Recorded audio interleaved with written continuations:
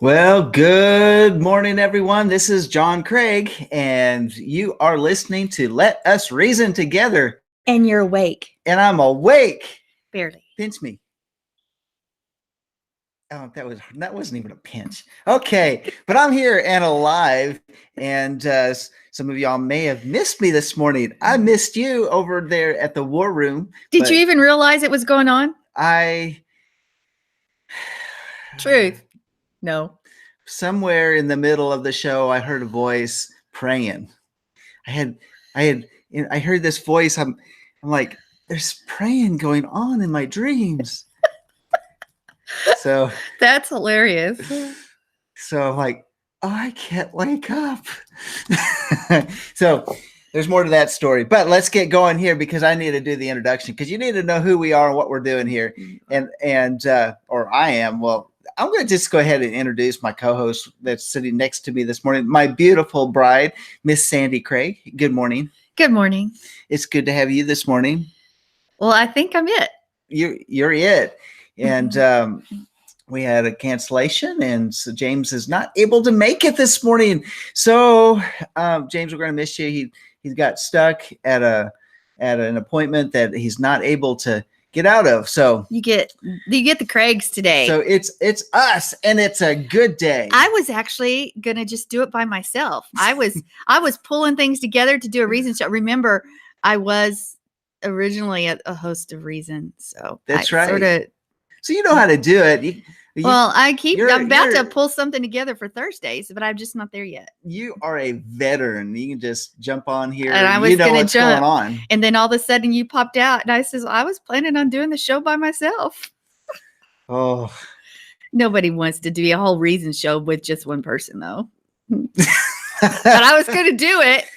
I was going to do it. I could have emailed you my script. You would have been sleeping. That would have been impossible.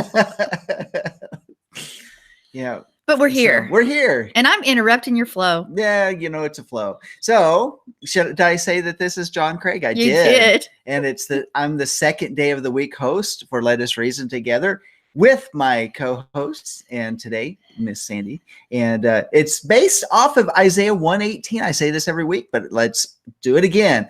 Come now and let us reason together, says Yahweh. Though your sins are as scarlet, they will be as white as snow.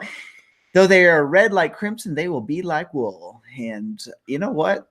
It's a good time of the year because we're getting ready to enter into the feast season. In fact, we're here. We're here. I mean, we're just like getting ready to have Seder, Passover, unleavened bread. Are we going to be broadcast? And are we going to broadcast? We hadn't completely just made that decision, but honestly, I thought we would.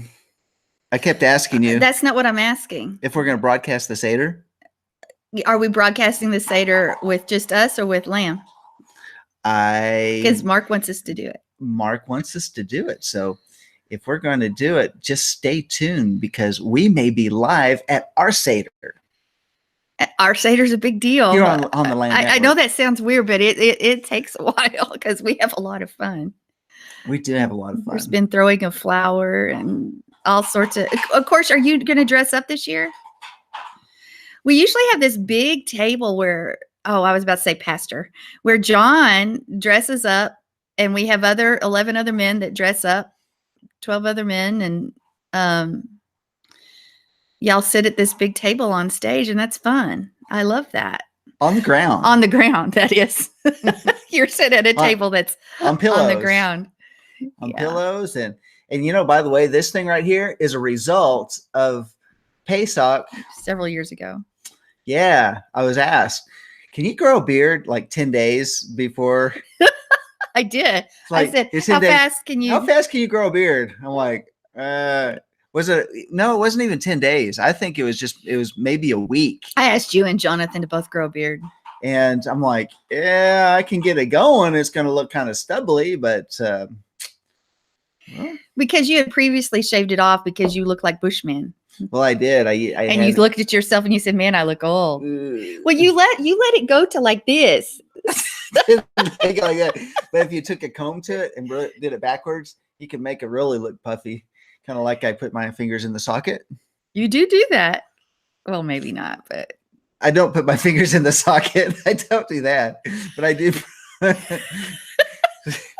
I have no idea. I just know that when it comes to that stuff, yeah, who knows? So we have a lot of fun. So stay tuned because we hadn't made that decision to how or what we were going to do, but here we go. We're gonna talk about it here. Well, we could broadcast it on. I don't know. We could broadcast it and then we could duplicate it. All right, I'm just going to go on here. All right, this is where we sit down because I didn't get my paragraph in. I like getting my paragraph. Okay, I'll be quiet. All right, so because I like to say I have it printed out specifically because this is a. Do you want me to go sit in the corner? No, you're not. You're not in trouble. Okay, so where we sit down and reason out current events, cultural shifts, and of course this week's Torah portion, we can either push back or we can push through. And nevertheless, if iron does not sharpen iron, sparks will never fly, let alone ever get a fire going. Without a little heat and a good midrash, how will our hearts ever get soft and moldable enough to be transformed in the way that the Spirit, the Ruach HaKodesh, wants us to be? Okay, I got that done. And this is April 15th. If you're wondering, it's the year 2019 on the Gregorian calendar, and it is the 10th day of the first month of Aviv in the Hebrew year 5779. Some people going, I thought you were going to say Nisan. Well, I think the Bible says it's called the month of Aviv. That's what I'm calling it right now. So not to be offensive to anybody out there. We're just going with it. Just go with it. All right. So what is today? Well, it's funny selfie day. Oh, my camera's not on. Okay. What? Were you trying to get out of the picture? You're trying to get out of the picture. That's a funny selfie. There you go. All right. It's funny selfie day. It's losing your composure day. Losing? Losing. Wow. I've never lost my composure. Have you been losing? No. Have you ever done the luge? Have you? No, but it looks so fun. It looks like it could hurt if you fell. The luge. It's fast. It's like laying on your back at 80 miles an hour going down an ice tunnel. Not me. Not you. A half tunnel. Mm-mm. Mm-mm. Not happening. Just think. All it takes was one little move and you can just slip right out of the side. That's the luge. All right. Fighting against your quirks day. Is anybody quirky today? You are. And I'm fighting it. It's just not happening. And then it's provocation of modest jealousy day, or whatever that is. I scratched the next one out. Let's go to here. It's Boston Marathon Day. It's certain circles call it Holy Monday because it's six days before the celebration of Ishtar. Some people, I don't mean to be mean, but it's Easter, which is translated from Ishtar, but it's been translated and it's been Christianized, and so they call it Easter. Resurrection Day is what some others people call it. I'm going to get out of this hole. Let's move on. It's Income Tax Payday. It's Jackie Robinson Day. It's McDonald's Day. Dun, dun, dun. And it's, what is that for? Micro Volunteering Day. It's National, I'm going to skip that one. It's National Gripers Day. National Gripers. Do you know what National Gripers Day is, Miss Sandi? It's when you're allowed to gripe about those things that they're just annoyances. And so you just say, kind of like, who didn't put the cap back on the toothpaste? I've never heard that. All right, because I always put the cap back on the toothpaste. Who's been squeezing the toothpaste from the middle of the tube? You've told me that. I have. I griped. I don't know if it was on April 15th. Day though. So now we both have our own toothpaste. You've been using that powder stuff. Honey, I've been out of the powder stuff for 3 months and I've been waiting on you to give me more. Then we need to make that happen, don't we? It's Yeah. National it's National Rubber Racer Day. Rubber Eraser Day. I put the E on the wrong word. Is that what happens at 5 o'clock in the morning when you're? That's worse than dyslexic. It's taking one letter from this word and taking another letter from this word and swapping them. How about this National That Sucks Day?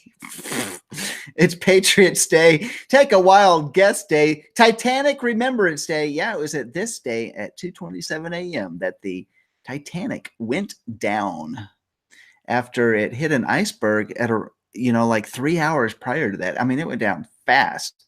And it's World Art Day. So things are being observed this week. They do call it Holy Week in certain circles. It's National Library Week. Sandy, you and I were talking about library. Were we talking about library, or was I just dreaming that?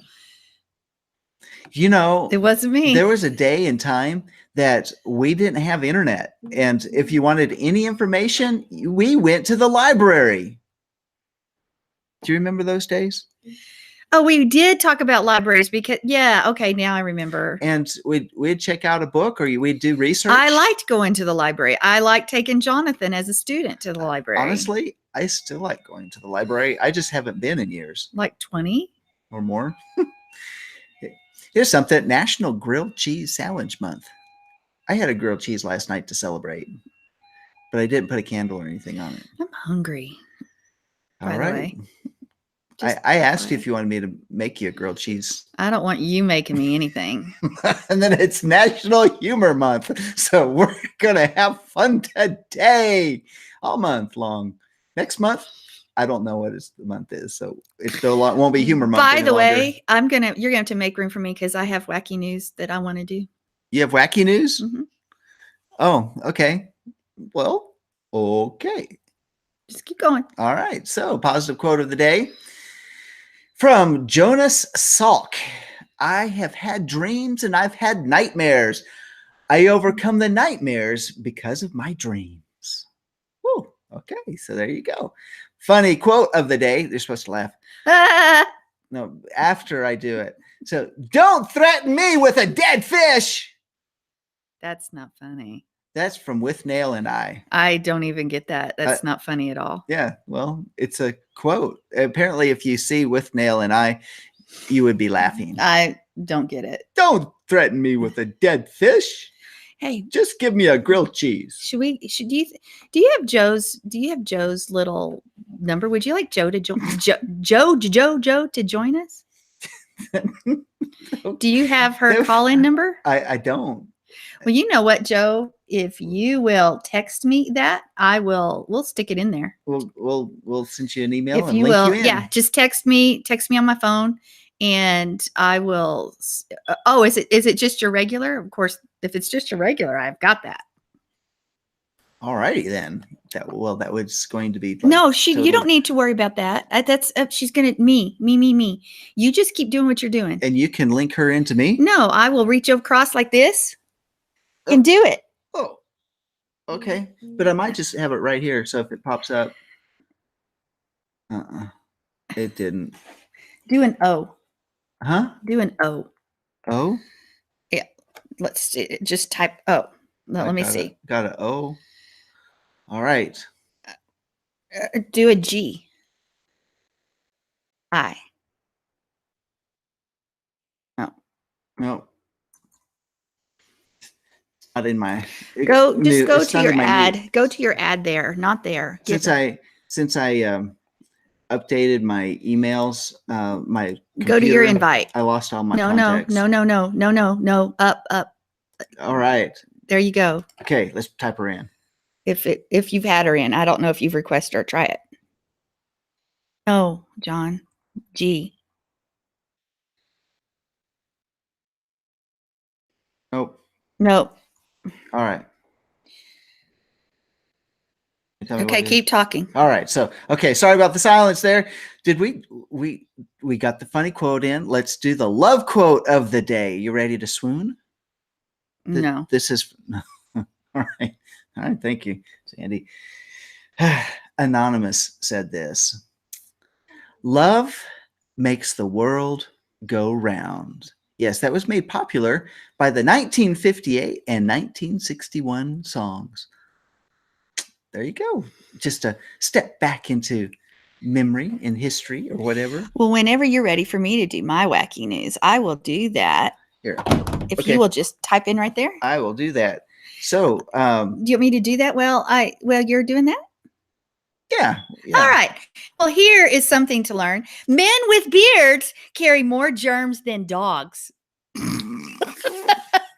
A study's found that men with beards carry more germs than dogs, including deadly bacteria in their facial fuzz. Researchers discovered that nearly half of all the Stample beards hosted bugs dangerous to humans' health. The study described dogs as cleaner than the beards of men. Push invite. Okay, so how did you like that news? Breaking news. Breaking news. Men with beards have deadly bugs. How many bugs are in there? Should we pick them out like a monkey? Let's look. Can we look? John, that's gross. Here, I'll pick it. You never know what you're going to get, right? There's Joe. There's Joe. Let's get Joe. No, she doesn't have a beard.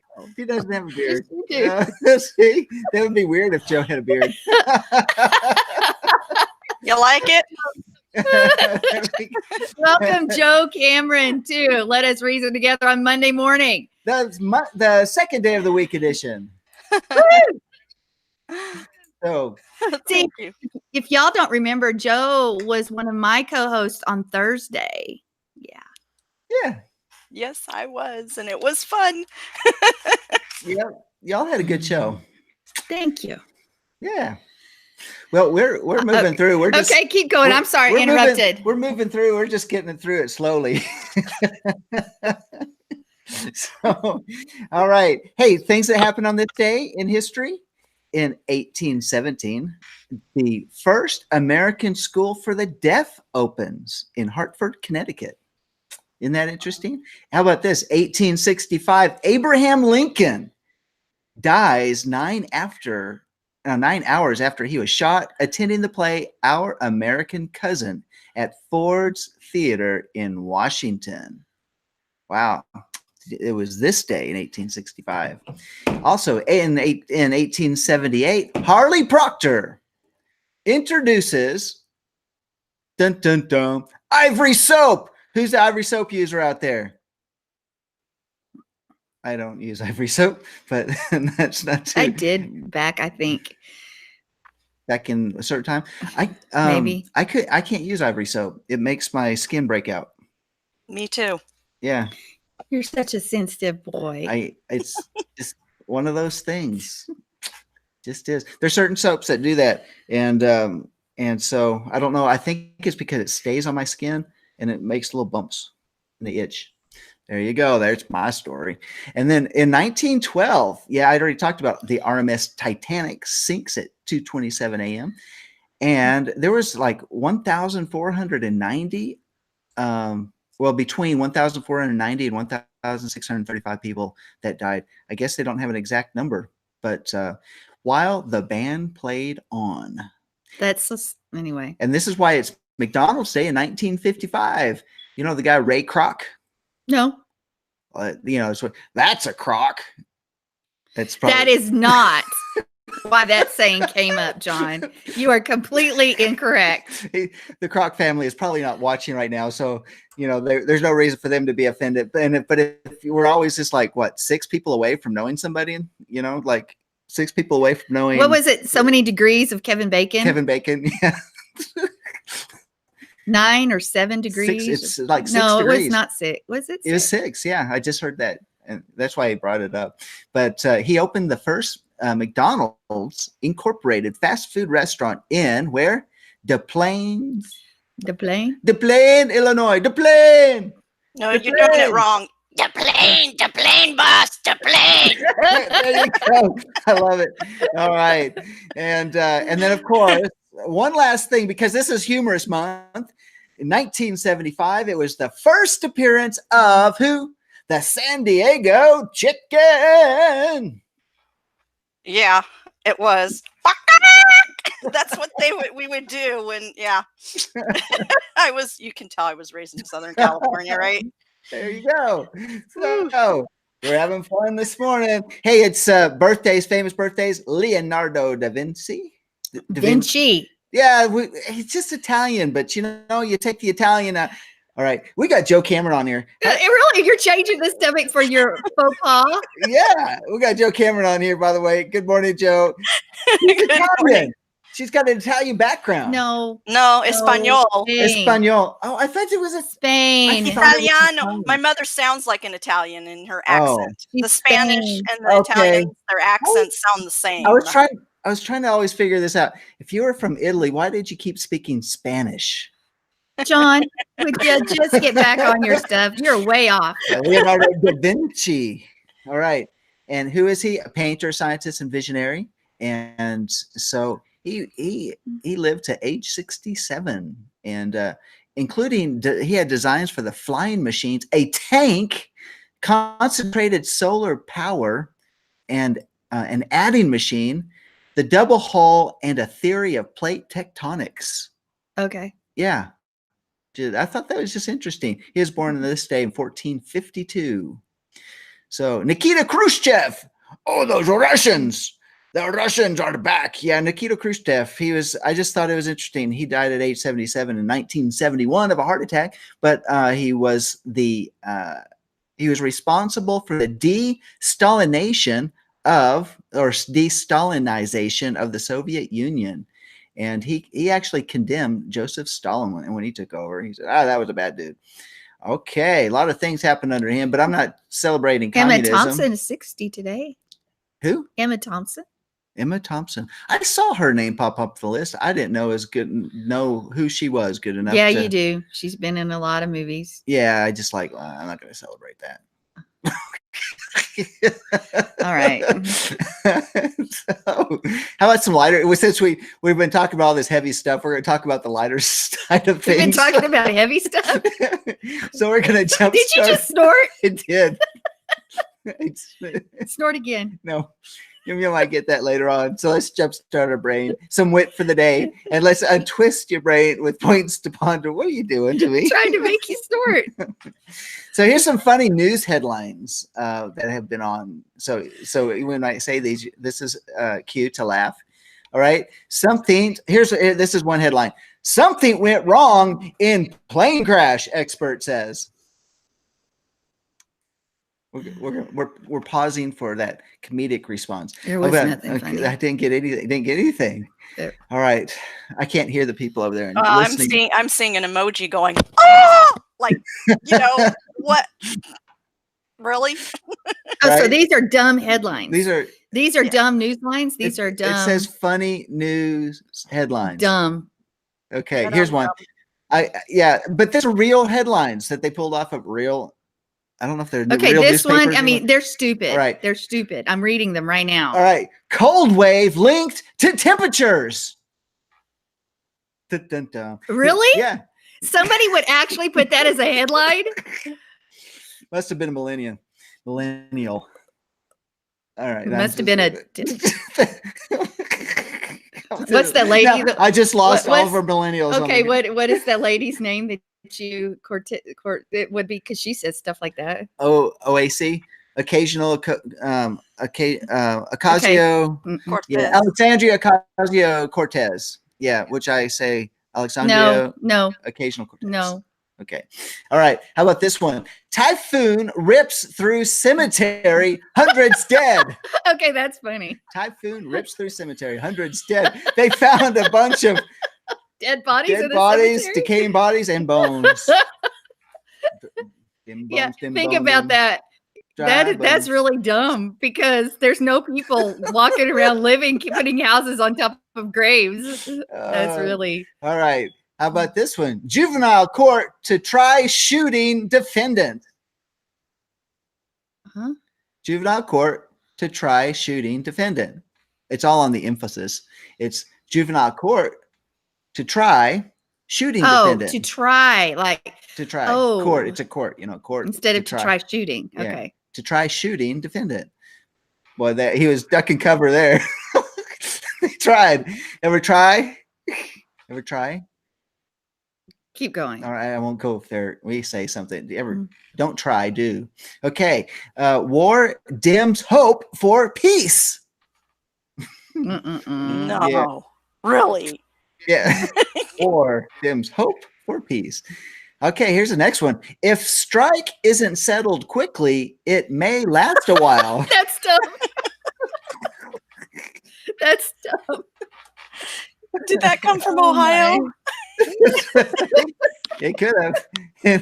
I actually got this from a British website, but you like British humor, but it could have come out somewhere. I laugh at British humor. You love British humor. I don't get it most of the time. So there's this show called Sherlock that's on Netflix, or is it Amazon or Netflix? Netflix.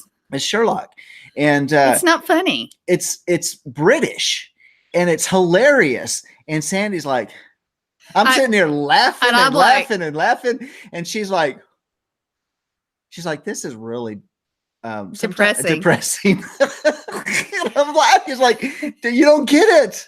This is hilarious. All right, you're too far removed from. Maybe I didn't grow up in Europe. Your English heritage. No, it's not a European thing. No, English humor, even the Spaniards are like, what? I think it's hilarious. I used to watch this guy that was this comedian, and I would catch him. This is when I lived in Norway. I was growing up, and I'd either catch him on the radio, or I think that's how I listened to him all the time. Well, when my parents, in my senior year of high school, we were living in Norway, and my dad got transferred to the Ivory Coast. And so he spent some time in London in preparation to go to the Ivory Coast. I think he was there it was a few weeks. And so my mom and I joined him over, I think it was Thanksgiving break. Yeah, we're chasing a rabbit trail. But this is just my story on British humor. So I'm there, and like this comedian was live. Like if you have like on New York City where Broadway is, and you have all the big theaters. Well, London's got all the big theaters and stuff. Well, he was live, and I got a ticket to go hear this guy. The guy had missing his middle finger, and I don't know how he lost his middle finger, but he sat there on stage with a glass of brandy and a cigarette, a stool, and a little table that he sat on, and I laughed for 2 hours. I went by myself to this theater in London to watch this guy because I thought he was so funny, and he was live as well. He was. That's my story. All right, let's move on. Okay. Enfield, that's in London. Enfield couple slain. People suspect homicide. Police. Yeah, police suspect homicide. Enfield. Yeah. Oh. All right, I'm switching words around. Enfield, and they're switching around in my brain. Enfield couple slain. Police suspects homicide. Yeah. Good way to go, police. Good job. All right. Red tape holds up new bridges. Not right. And I'm going on that. Do you want to go on those bridges? No, not going on that bridge. And then local high school dropouts cut in half. Oh, that's bad. Ouch. There you go. Don't do it. Don't do it. How about this one? Astronaut takes blame for gas in spacecraft. I knew you would love that one because it has to do with gas. I'm laughing. It's better now than it was 3 hours ago. I found it. What? Oh, you got all tickled when you found it? I did. I got tickled when I found it. So you were in? I didn't know how I would communicate it. Oh. You're a guy, and you guys get excited when you talk about things like gas or. If you're liking what you hear, give me a thumbs up on this show today. All right. Or give us a thumbs up. And share it on your social media. Who's responsible for gas in here?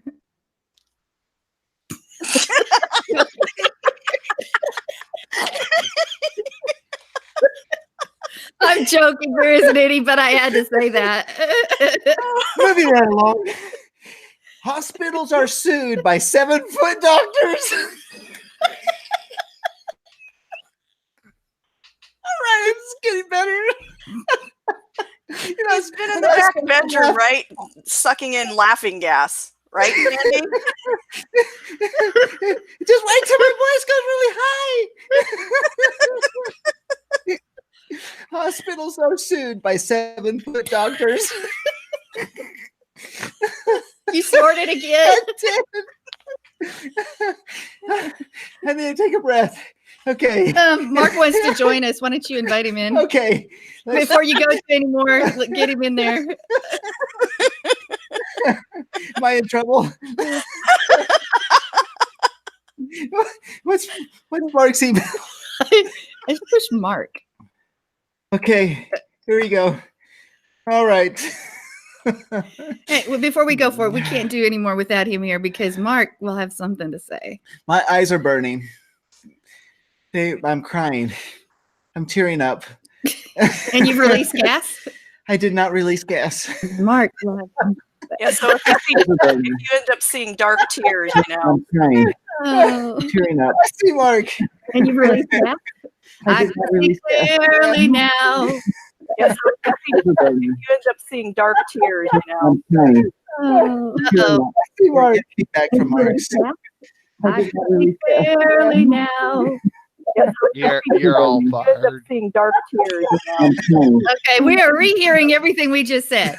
Yeah, because I didn't have my YouTube or my whatever this thing is off there. So you guys are all fired. We can't be having this. What do you call it? Frivolity. Going on like this. This is ridiculous. So, no more of that. No more having fun. This is supposed to be reasoning this stuff. Oh, you're weird, John. I'm putting on a stoic face. Yeah, okay. Well, maybe you need blinders. Stay on track. Stay on track. I really only wanted to ask one question, but I got enough time. I can actually hang in if you want me to. But I do have a question. Wondering if everybody has their Passover eggs colored yet. We're getting ours done today.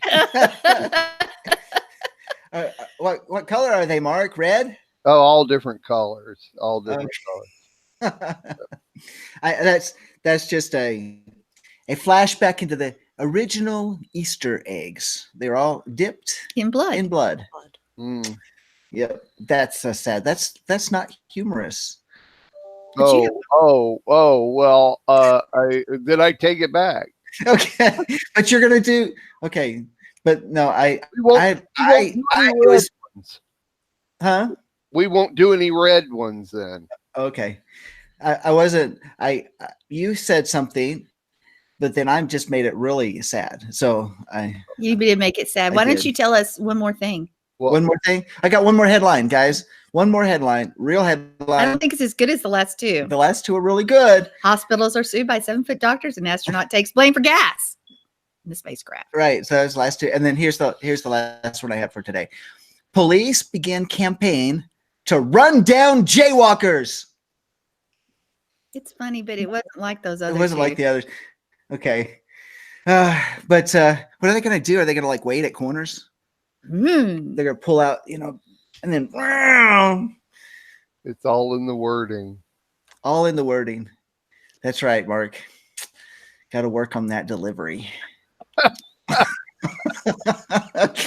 But after all, it's humorous month and we're having fun here, right? Which means the pressure's on for next week too. It's humorous month. Yeah, it is. It's humorous month. The 1 month out of the year we actually get to laugh then, I see. Uh-huh. Oh, I thought he was talking about the bone, the humorous. Hi, Joe. Oh, hi, Mark. Hey, how you doing? I'm doing pretty good. And yeah, I boiled a couple of my eggs. You did you? You burled them? I burled them. Okay, cool. They're Sorry, just John. Go ahead. I'm go ahead. All right. Sorry, Well, I seem to have brought the whole thing down. No, you haven't. Add into the frivolity. We're adding flavor. We're adding flavor and Do you have something funny to dimensional flavor this time from North Carolina because we're missing James today. So instead of South Carolina, we got North Carolina. Call me JR. JR. All right. Well, I have something interesting, something dumb. If you wanted to think about dumb people. Okay. Wacky but true. Men are arrested for cutting down cell phone tower. 3 men were jailed in Alabama on charges that they cut down a cell phone tower and tried to sell it or to saw it up to sell it for scrap. Yeah. Washington County officials said a worker cutting grass for the tower company reported it had fallen, but the inspection of the site revealed the guy's wires had been cut. Deputies began watching the area and the residents called reporting noises. Anyway, the deputies have found 3 men. Well, Would you ever try to cut down a cell phone tower for scrap? No. That's weird. I mean, that's metal. That's Well, you've seen those cell phone towers that are like in New Mexico and Colorado where they disguise them and stick them in the middle of maybe a neighborhood and they make them look like an evergreen tree? No, I've not seen that. Oh, yeah, sure. As a matter of fact, Charlotte, North Carolina has several of those. Yeah, so what they do is that way they can stick them in someone's backyard and they can get radiated without feeling like they're. It's true. I mean, don't live by a cell phone tower, folks. Do not live within a half mile of a cell phone tower because of the radiation that comes out of them. Always on a positive note, Well, I'm trying to figure out how they didn't get shocked or electrocuted by sawing this thing. There's a lot of power. Yeah. Maybe that's why they got arrested. So it's like look around for men with their hair sticking up, right? Exactly. That's when the beard goes bad. Probably fry all those bugs. All the bugs that are in the beard. Did you hear my news? Did you hear my news about beards and bugs? Mark? Beards and bugs? No, I'm sorry. I've been busy, but I knew you were short some people and tired, and so I thought I would say. Well, I'll just repeat it. It's a study showed that they sampled the beards, and the beards host bugs that are dangerous to human health. And they said that the dog is cleaner than a man's beard. She was eating out of my beard earlier. I'm sorry, Sandy. I missed that. Read that again. I was busy. He's looking for breakfast. He's looking for breakfast. Second breakfast. Second breakfast. Breakfast, second breakfast, lunch, tea, supper, dinner. What else? I don't remember. Lord of the Rings type of thing. Oh yeah. Second breakfast. John Aston always had fourth breakfast or something like that. Yeah. Yeah, that means it's almost like you're constantly eating if you have four breakfasts. We took a lot of time. Oh, yeah, well, we're late. Are we ready to jump into the Torah portion? I mean, that's like one of the main reasons why we reason together is the Torah portion. Well, we just sort of took up the whole time, but I wanted us to focus on the blood. I don't want to, we've so many years we talk about Passover. I don't want it to get tired, but let's focus a little bit on the blood, because Exodus 12:22, and you shall take the bunch of hyssop and dip it in the blood that is in the basin and strike the lintel and the 2 doorposts with the blood that's in the basin, and it goes forth from there. Hey, can I just say something real quick? That really links. It's this week's Torah portion, but last week's Torah portion with dipping the bird in the blood and the hyssop and all that stuff and sprinkling on the leper. Okay, go on. Yeah, we talked about that on Torah Among Friends. Yeah. John, it's your show, man. You don't have to say. Can I say something real quick? It's your show, dude. She gets a flow. I don't want to interrupt that flow, and so that's all right. Well, we need to remember that these epitropic rites were common among the pagans as well. We think that this was just brand new. Well, even the pagans used to put blood on the doorposts. because I know it's wild, isn't it? Isn't it wild? So they would put blood on their doorpost to ward off the demons, because they, blood represents life, and cut blood runs out, so life runs out. And so it was similar to the idea of Halloween and All Saints Day. The dead spirits would come up and wander, and bowls of food and undead would eat and leave the people alone. So that's what happened then, but they would put blood on their doorposts to ward off the demons. Now, what I want to say is just there's so much life in the blood, because it's all about the blood of Yeshua, and the blood of Yeshua is amazing. And we're going to sidetrack here, because I had somebody ask me a few weeks ago, they said, how did the blood of Yeshua cover, and they used the word cover, the sins for all of us for all time? Well, first off, there was an exchange. But when you look at the blood of our Messiah and we compare it to the blood that runs through us, there are so many similarities. Yeah, I'm talking similarities, lots of them.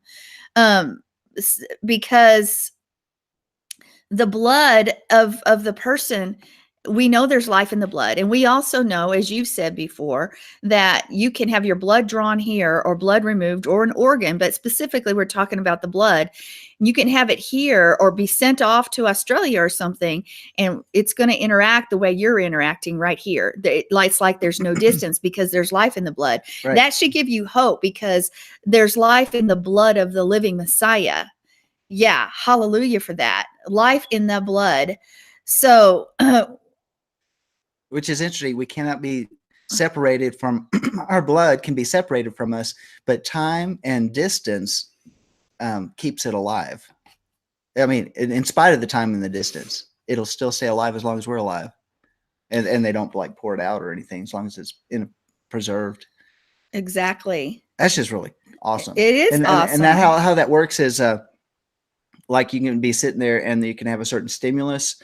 Like they've tested this. Someone's watching a scary movie and they're frightened, and the blood all the way across the world in Australia will respond as the person is responding. I just think that's totally amazing.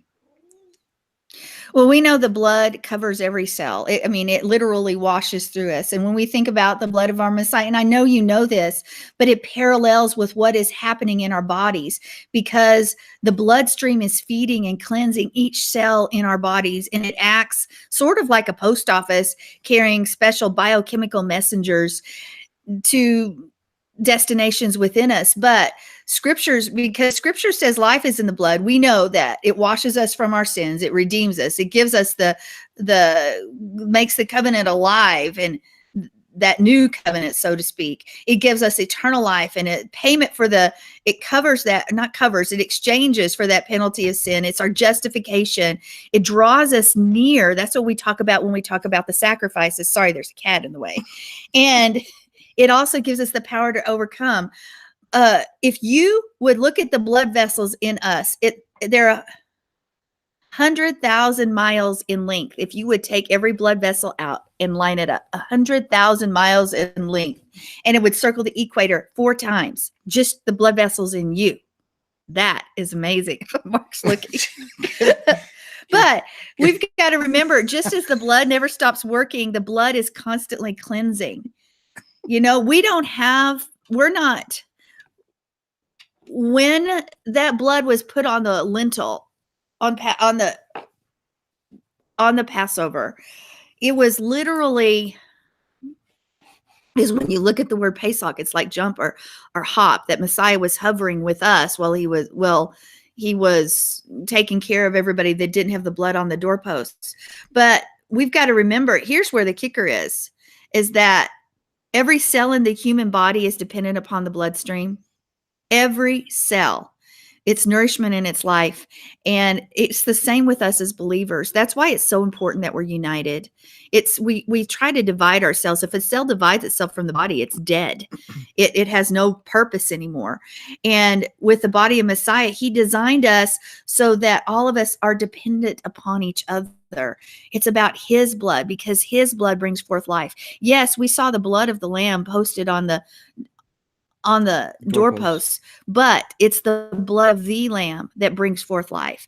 And do we all know this? Yes. But if the study is so fascinating, it would take a lot of time, but go into each aspect of what the human blood does. Maybe we'll do that one of these days on walking, and you compare it to what it happens in the body. It's so amazing. It just opens your eyes to the amazing power of the blood of Messiah. And in Messianic circles, we sometimes forget about the blood. We talk about a lot of things, but not about the blood. It's about the blood. It's about him. It's about Yeshua, his lifeblood.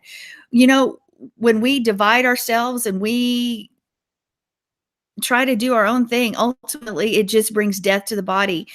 But when we realize as individual believers that we're cells in the body and that we're washed in the blood and that there's an exchange that's happened, that it is our provision. The blood is our provision. And we can't look at are there blood things that go on in the demonic world, in the world of evil, and those that come around? Absolutely. But none of that blood matters. None of the blood matters. It's only the blood of Messiah that saves, redeems, set free, causes us to overcome, brings forth life where there is death, brings forth something new, and keeps us going. And that is why it's so important that we are always walking together. We're walking together, arm in arm, and as one. Like, what is the movie, The Gladiator? Was that a movie? Yeah. And it was As One. I never saw it. Mark probably did. It's a good show. Never saw it, but I know that it's been used. They would come as one, put their shields up as one. They would move and they would be victorious. Yeah. Gladiator, good show. As one. And you know, when we think about it, our one body, but it's that one blood, and it's where we truly we have a cat all over me right here. But Echad is where we become Echad. So, but think about this. In the human body, when blood fails to feed any part of the tissue, whether it's microscopic or a big area, what happens to that tissue? It dies. So when we fail to take hold of Yeshua, we will die. And we die. Yeah. You know, it saddens me that there's people that walk away from Yeshua. They start pursuing the Hebraic roots of their faith, and they get caught up in Judaism and convert to Judaism, and they walk away from Messiah, and that's just very sad to me when someone would do that. Well, you know, blood can be tainted. For example, my father went through lymphatic leukemia, which is a blood disorder, like a blood cancer. And what they did is they gave him a transfusion that was clean blood into his body and brought forth more white blood cells because his white blood cells were weakened, which white blood cells are soldiers. They're the ones that protect us, just like Yeshua's blood protects us. And you have also the O2, the hemoglobin blood, and that brings the oxygen, which also can represent, and you've been talking about, you're going to do this probably on Walking in Spirit and Truth, oxygen. I see it as the Holy Spirit, you know, because the wind, the oxygen, you need that breath, and water has to be brought forth in that body as well. And the blood brings forth the water that's needed to the liver, the kidneys, the heart. Even the lungs need a little bit of water in it, you know, and the brain. So there's the living water within the blood. And what happens is a non-believer, their blood is tainted, but then the Father goes and does like a transfusion of his blood within us, and that blood cleanses and battles within us so that we could have the blood, the true living water, the true living. Oh, Joe, you just got muted for some reason. Sorry about that. I don't know what happened. Anyway, so, you know, so we have that true living water and everything of Yeshua. So what happens is during the time we're still on this earth, so we're going to have a lot of battles within us. So we have those warriors within us that are going to do the battle if we let them. And if we do not have that living water and Yeshua's blood within us, like we said earlier, we will die spiritually, just like a part of your body. If the blood is not going to your big toe, for example, and you're not getting that blood supply to that big toe is going to end up rotting and falling off and dying. And it's the same with the blood as well. It helps all the body, and every blood cell is an individual blood cell. Well, his children, us, we're individuals, but we work together for the good of the body. And leukemia, when you have this leukemia, the blood cells fight against each other. And this is something that I see happening in, congregations, churches, and everything, and today. But we can come back and be transfused by him and be cleansed. So yes, that's very interesting, because the fighting of the blood together. Wow, that's just a lot of times people, when you have that fighting within a congregation, instead of using that as an opportunity to mature and to grow, they just leave and they go, they'll start their own group, or they'll go to another group, or they just never come back again. They just disappear. And that's really sad, because that's what Hasatan wants us to do, he wants to kill us. He wants, by dividing. And which also, Joe, you brought up something about those blood transfusions. We had a gentleman that he required I don't know how many blood transfusions that he had since from the time that we knew him, but he had some type of rare blood disease, and it would require him to get blood transfusions.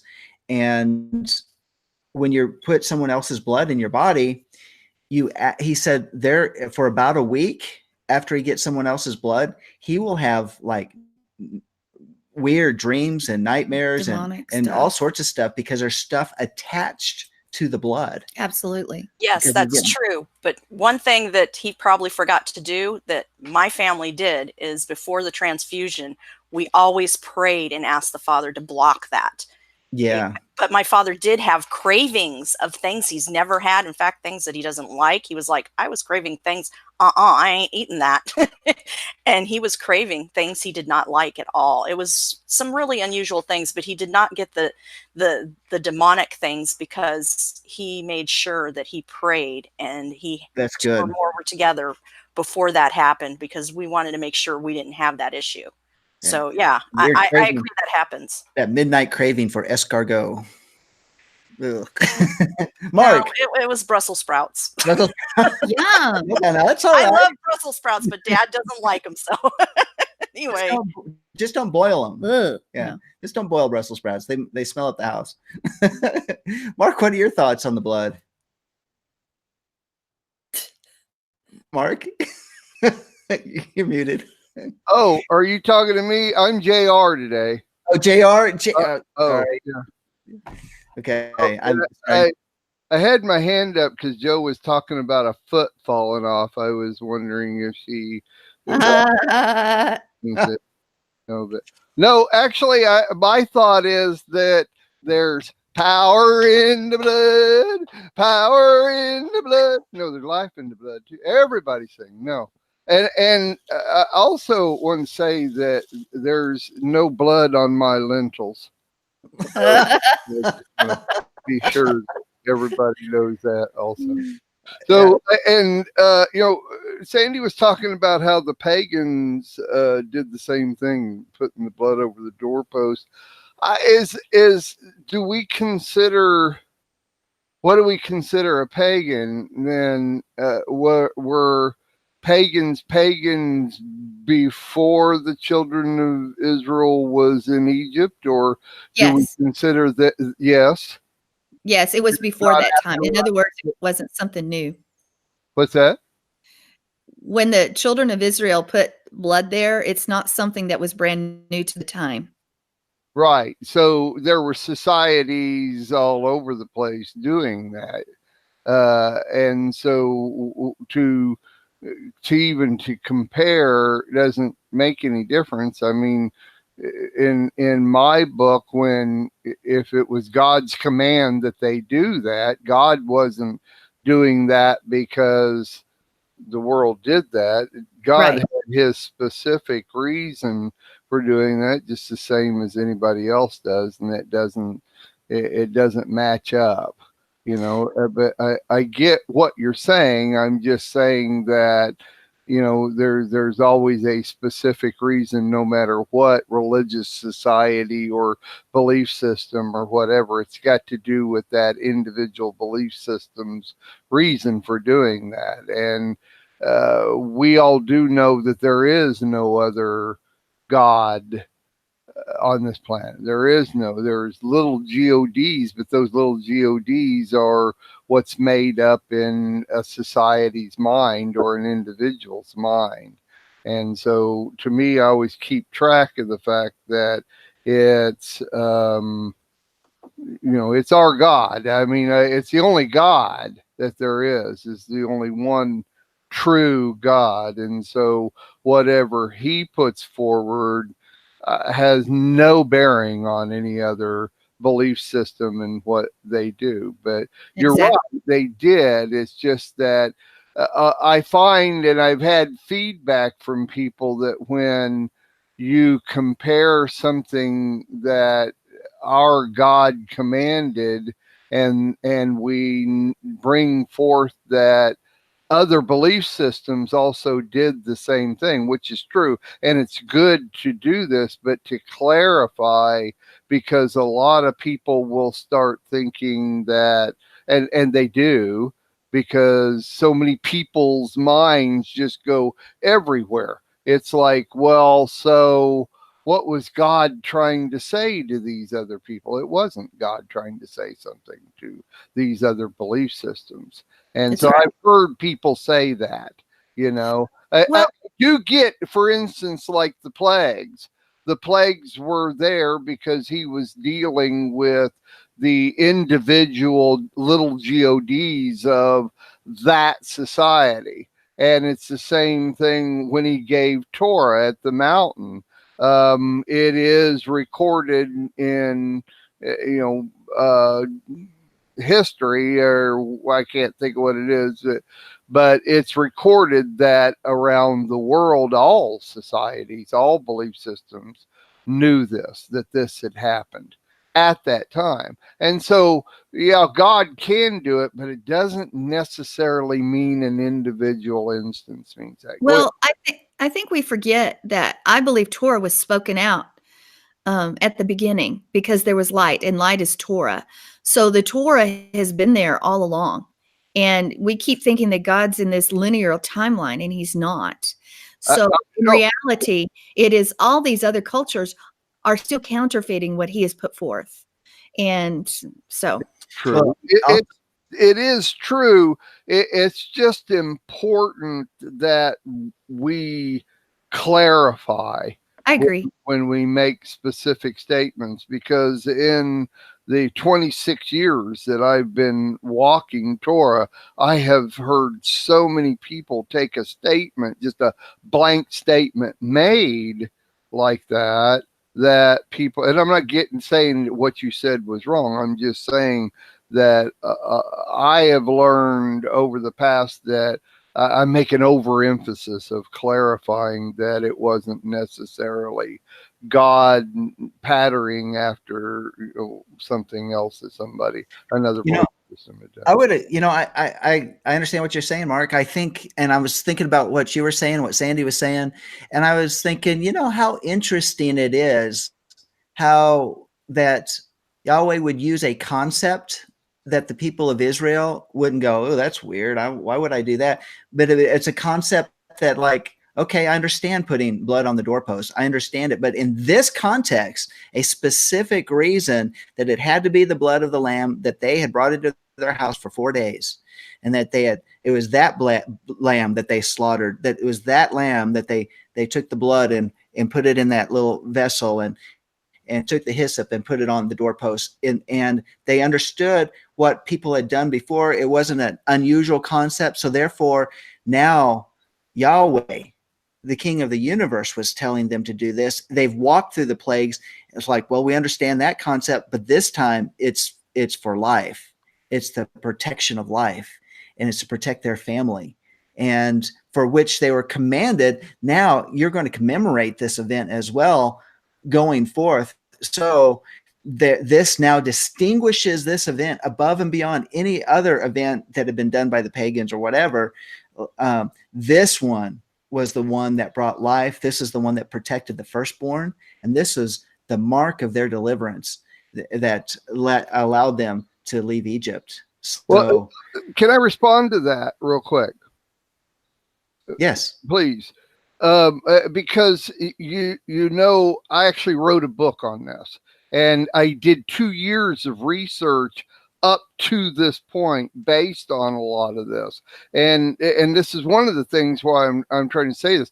Do you believe that the Hebraic people of this time, the slaves of this time, knew there were other pagan belief systems that had done this outside of when they heard God command them to do this? Do you think it's possible? There's no way we could know, but do you think it's possible that the slaves that were told to do this knew there were other pagan belief systems that had done this before?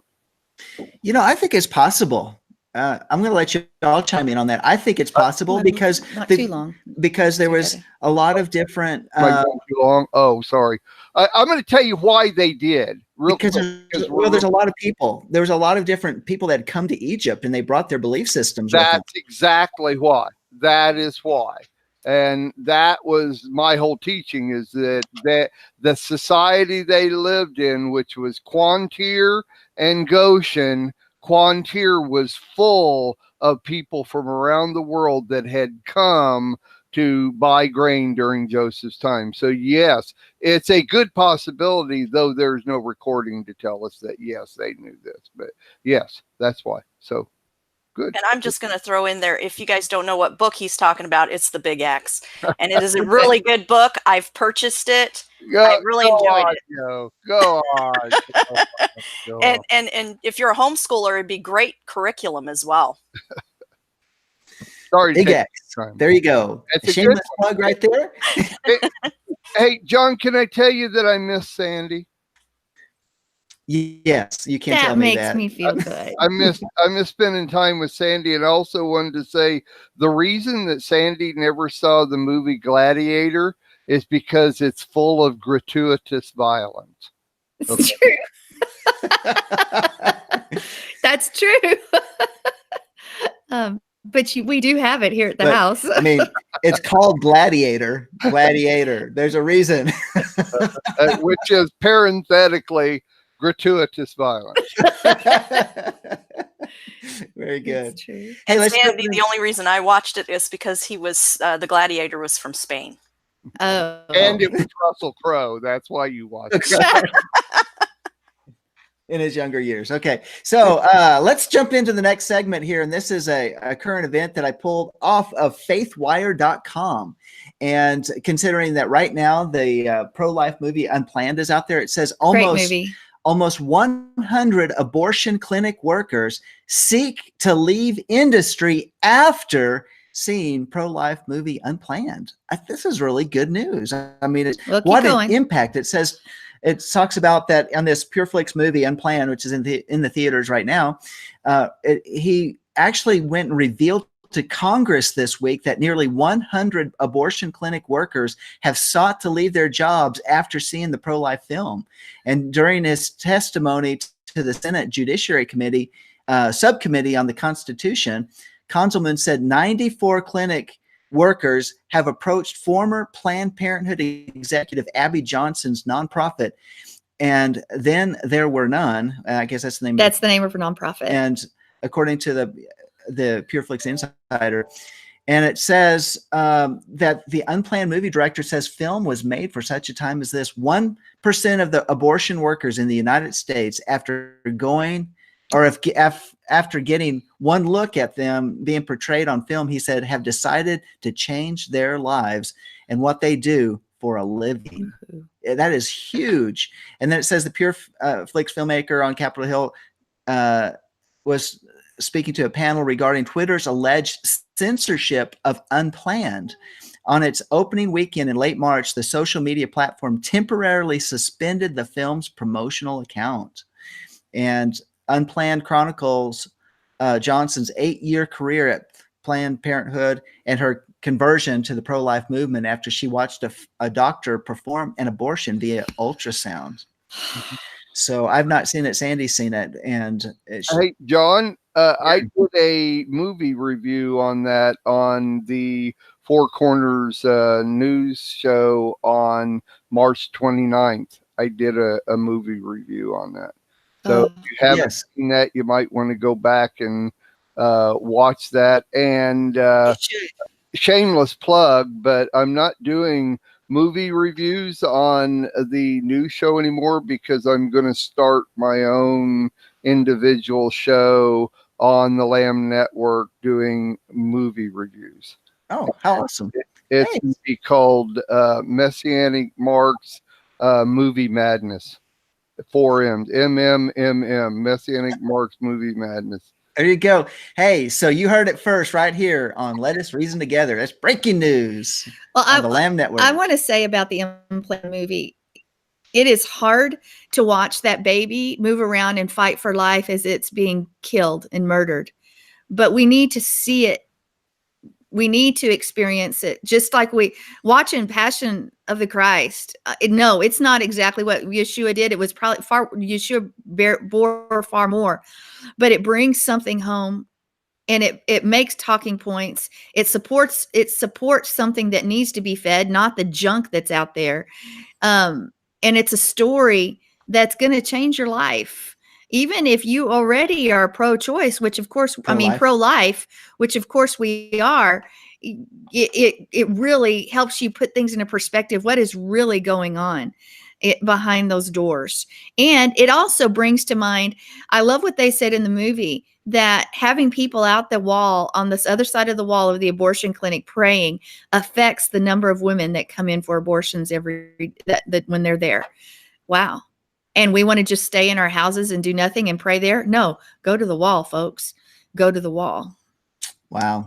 Amen. Yeah, I'm reading the book. There is a book out there as well that she wrote first. And the book is pretty specific about the issue of when the baby was aborted there.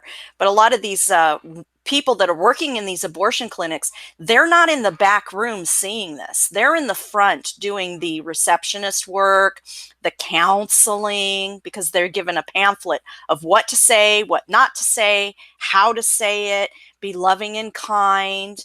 And what, the enemy's counterfeit loving and kind is so different from Yahweh's loving and kind and gentleness and kindness. And so many Christians that do go out and protest, sometimes they do it out of anger, and they start telling that's what they should be doing it out of. But some of them are not. And because I've been to a couple of protests myself at abortion clinics, and there's some Christians that they start just spouting things that are not loving and kind. And that's something we need to stop doing. Stop doing that, because there's a young lady in our family, a friend of mine's daughter, who had a baby out of wedlock. And she's a Christian girl. And a lot of Christians came up to her and says, well, you sinned. You need to get rid of it. That's wrong. That's sinful. That's the enemy speaking forth lies. This is a child. Yes, you sinned. You committed, fornication and all that stuff. You did that. It's done. But the Father blessed you with something. And through that blessing, this girl, she decided to keep her baby, and she decided to raise this baby. He's now 4 months old. And through this baby, she's come back to Yeshua because someone came alongside her with loving kindness and told her that this baby was a blessing and not a curse. That's a problem that we have also in a lot of churches, because in the book, I don't know if it's in the movie, but in the book, she writes that she goes to church. She's a Catholic woman, goes to church, and she's looking around the church, and she can see different people that have come to that clinic. So it's not just non-believers that go to clinics. It's not just. You're absolutely right. You're right. Some people would rather cover the shame and the embarrassment of it, and in spite of their biblical belief, And because the shame of going back to a church, pregnant, as opposed to hiding it, is more important to Exactly. them. Well, Yeah. and I have another friend in high school whose mother was raped and she became pregnant. And many told her to murder this baby. Mhm. Well, this baby, she was born and she was loved on by her husband, even though it wasn't his child. He loved on this little girl, and this little girl became a OBGYN, pro-life pro-life OBGYN, and she will not in her clinic do any abortions. She won't allow other doctors to come into her clinic to do abortions. She is an activist for pro-life. She goes out there and she knows Abby Johnson, and she's standing firm, and she's a blessing, because that's another excuse. Oh, well, they could have had they could have been raped. Yes, that's a horrible thing that happened to you. But through that, God blessed you with this child, and it's not the child's fault.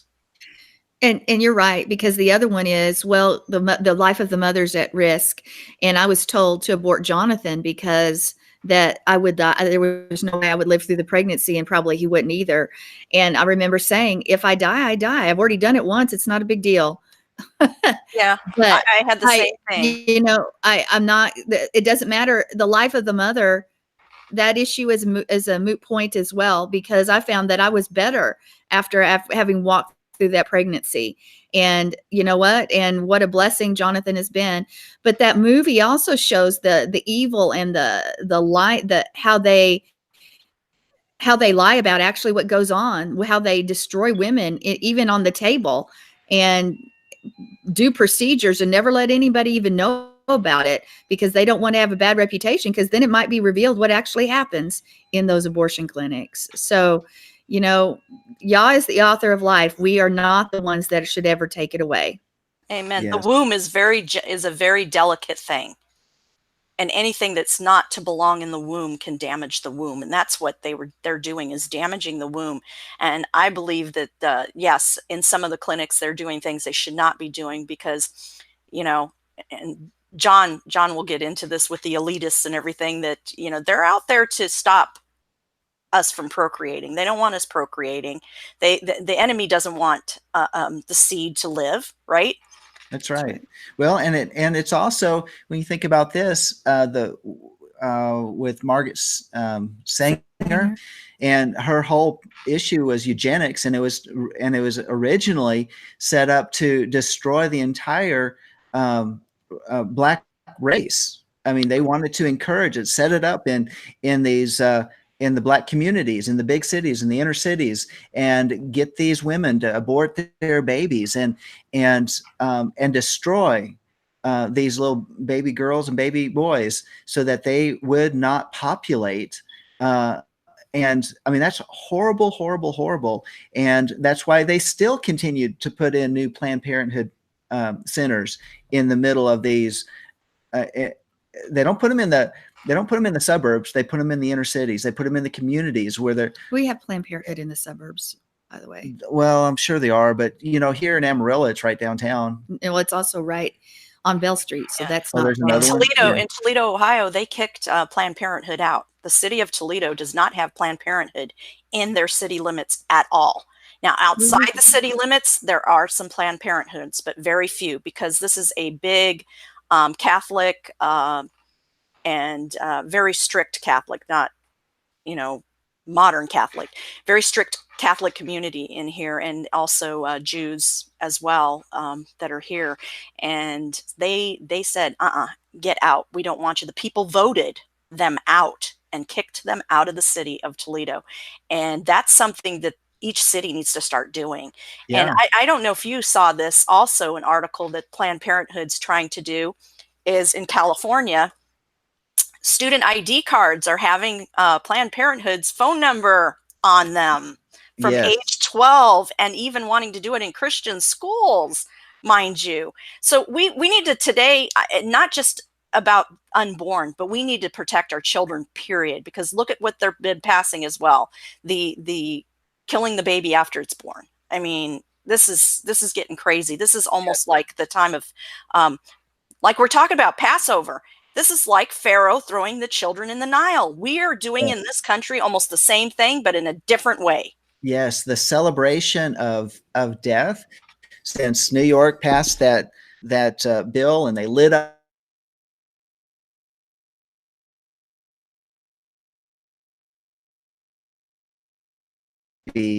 all the way up to term is horrible, and how they celebrated it with cheers and whatever.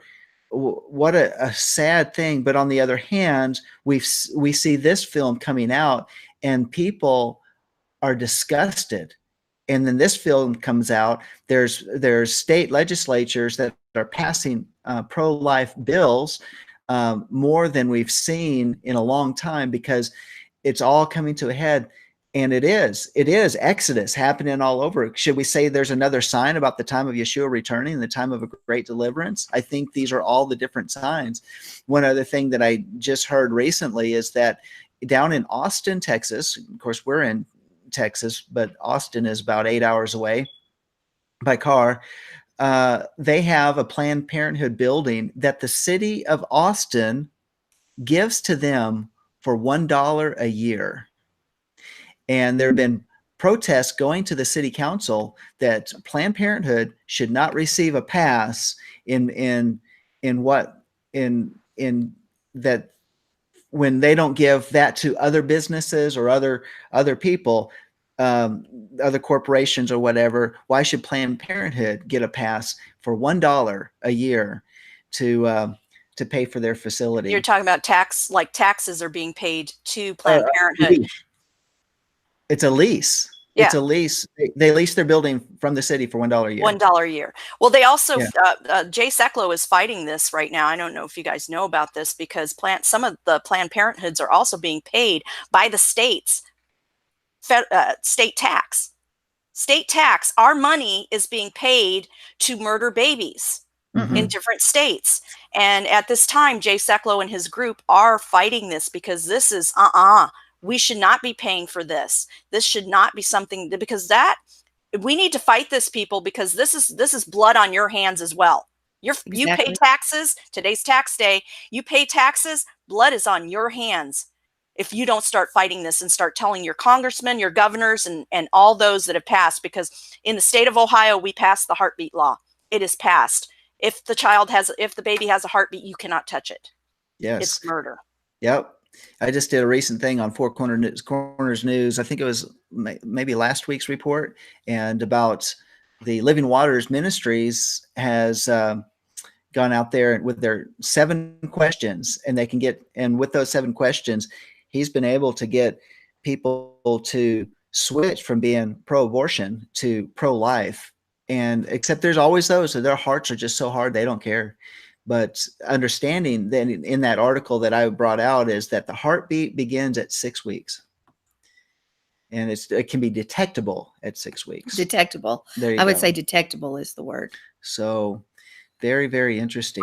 But yet still the DNA of the baby can be found in the mother's DNA, and the mother's DNA can be found in the baby. There have been there's even times when they will run a DNA test on a person and it matches a woman. And when they go trying to figure out who they're talking to or who the DNA is for, they find out that this person, this man or woman, and they find the other DNA, it's actually the mother of this person. So even before the heartbeat, it's the mother and the baby are exchanging DNA. So to me, that ought to be the deciding factor, is that right there is probably from inception, you're exchanging DNA. Yes. Very interesting. Which is, these things are working themselves out. I love to see the advancement after all these years since Roe versus Wade, that we're seeing finally some huge steps forward. And it reminds me of something that I think it was Dr. Ted Broer was talking about, how when that egg is inseminated and that sperm and that egg come together, that there's a spark of life. It's like, boom. Well, there's no question. There's life right there. And, you know, all the more reason. It's not just a heartbeat. It's from conception. Right. Well, hey, you know, this really brings us to the end of our time of Let Us Reason Together. Make sure you got blood on your lentils. It's blood on the lentils. Everybody go get your lentils this week as you purge the leaven from our homes. We'll replace it with lentils and hyssop. I love making Sandi smile. That's my whole goal in life, is making Sandi smile. So it was fun this morning, because when you weren't there for War Room, I typed in the site and told Sandi that you should know that the War Room prayers are more important than your job. So you shouldn't let your job interfere with coming in. And she immediately smiled, and I was totally fine, as long as you smile. That's all I need. That's all that counts right there. Yeah. So now hyssop is also wild Mediterranean oregano. So we don't have any hyssop around here we can mess with. So we have oil of oregano. Let me go get mine. Sorry. Maybe we can shake that together. All right. So this is it's been a good show. I appreciate y'all joining here at Last Moment. Yes, makes the show that much more deeper. I really thought I was going to do the show by myself without you or anybody else. That's what I thought. That's not going to happen. Not going to happen. Joe, I'll speak for Joe. Joe and I are available when you got nobody else, right, Joe? Yep. Awesome. Hey, only for you, John. Oh. Okay. All right. That's because you're our favorite. You are our favorite. You're our favorite across the board. You're our favorite. All right. Give me a thumbs up on the show, right? Let us reason together. All right. Okay. But click on the button too. Sometimes because I put the news together on Thursdays now, and we're not doing Planet, I feel like I've replaced Sandi with you. Oh, nobody can replace Sandi. I don't think it's worth it. But go ahead. I'm not saying that I'm not gonna pull something together for Thursdays. I've just been trying to figure out how to put a group together that's not already on every other show. And yeah, that would be good. Same people, same show. Like bring in some fresh meat.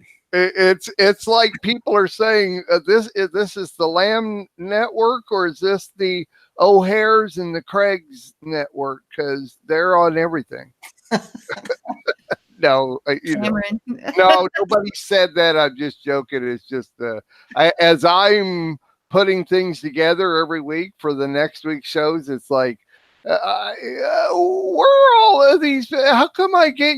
There was a time back on Lamb Radio when the board made a decision that nobody could do more than one show, and now we've got several people that are on 40 shows a week. Like, what's up with that? Anyway, it's gotten out of control. Yeah, Sandi, it'd be good if you could put together people that aren't doing anything else. I just hard because the people I know, I'd like to take my girl back and say, you can't do the shows you're on. You got to be with me. That's what I would like to do. But that would be wrong. Say, you were mine first. And then I kicked her off. So, you kicked me off, Mark. I'm joking. No, we didn't. You didn't kick me off. We just changed it, and the planet to be back. And we just it always goes into hiatus. Planet will be back. There's nothing like Planet. I mean, The spaceship is in dry dock.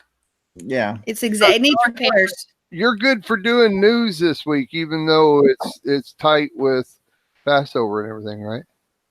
Yes. Okay. Yep. That's what he loves, Mark. Can you not do it at 3 o'clock in the morning? He will do it at 3 o'clock in the morning because that's the only time he has. Okay. But I'm always looking for those great articles, things that have shelf life, things that do not just get lost in the news cycle after one day. I know. I'm with you. So, are we still on air? Hey, everybody! How you doing? Everybody, we're having our own conversation here. Yeah, we should close out. Yeah, and then we can still be on air. Yeah, we can be with each other. All right. So you have been listening to Let Us Reason Together, the Monday edition. Don't want you to forget about tomorrow's edition of the Chameleon Church with Alan Aguirre. So come back and join him and his co-hosts. For that, I want to say be excellent to each other. And until next time, shalom.